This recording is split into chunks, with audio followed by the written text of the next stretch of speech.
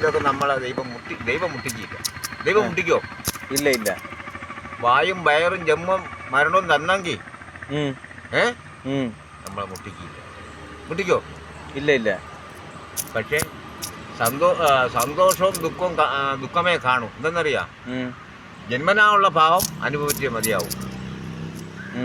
അത് ഏത് ദൈവത്തിന് പതിച്ചാലും ശരി, ജന്മനായുള്ള ദുഃഖഭാവം അനുഭവിച്ചാലേ മാറും. വേണ്ടേ? പിന്നെ ജന്മനായുള്ള മുടന്ത മരിക്കണമ്മരെ കാണൂലേ? ജനിക്കുമ്പോഴുള്ള സംസാരമുള്ള ഇല്ലാത്തവരുണ്ട്, മരിക്കുന്നവരെ കാണൂലേ? ജന്മനായുള്ള കഷണ്ടി മരിക്കുന്നവരെ കാണൂലേ?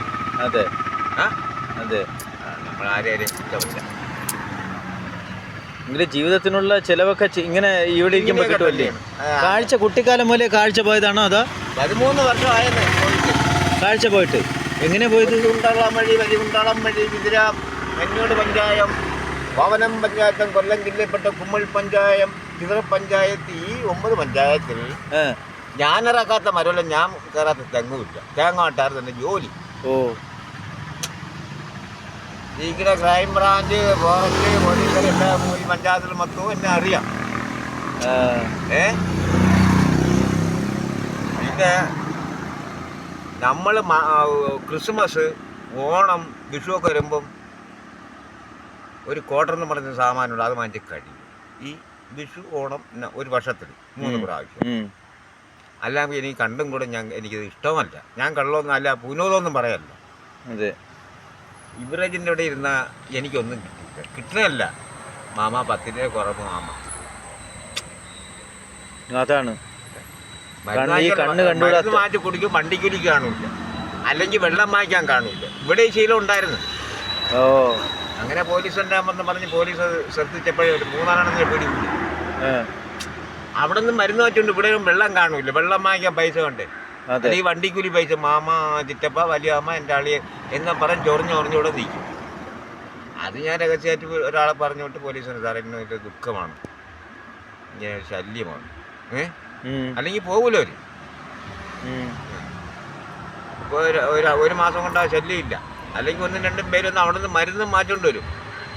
അല്ലെങ്കിൽ വെള്ളം ഗ്ലാസ് മേടിക്കാൻ പൈസ ആടും കേട്ടാ, അല്ലെങ്കിൽ വണ്ടിക്കൂലി പൈസ ആടും.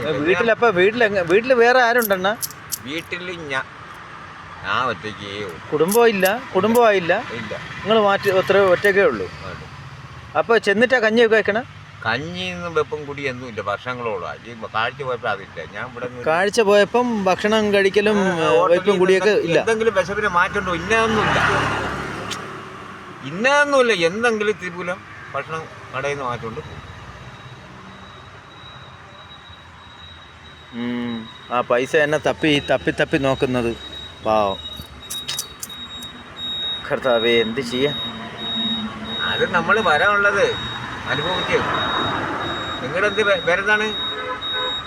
പേര് ശരവണ്ണെന്നാണ്. നിങ്ങളെന്ത് പ്രാർത്ഥനയ്ക്ക് പോകും ഞായറാഴ്ച? എല്ലാം ഉണ്ട്. വീടുകളിൽ പ്രാർത്ഥനയ്ക്ക് പോകുമോ?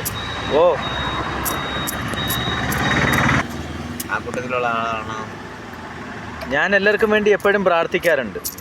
ഇപ്പം നിങ്ങളെ കണ്ടപ്പോൾ നിങ്ങൾക്ക് നിങ്ങളുടെ കാര്യത്തിനും ചേട്ടൻ്റെ കാര്യത്തിനും ഞാൻ ദൈവത്തോട് പ്രാർത്ഥിക്കുക.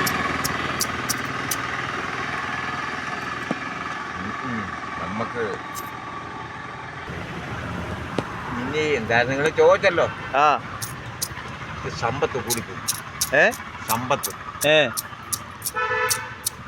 ഭൂമി, റോഡ് സൈഡാണ്. 1 ഏക്കർ സ്ഥലവും ഉണ്ട്. ആർക്ക്? Road side. എൻ്റെ അച്ഛൻ്റെ പേർക്കാണ് കിടക്കുന്നത്.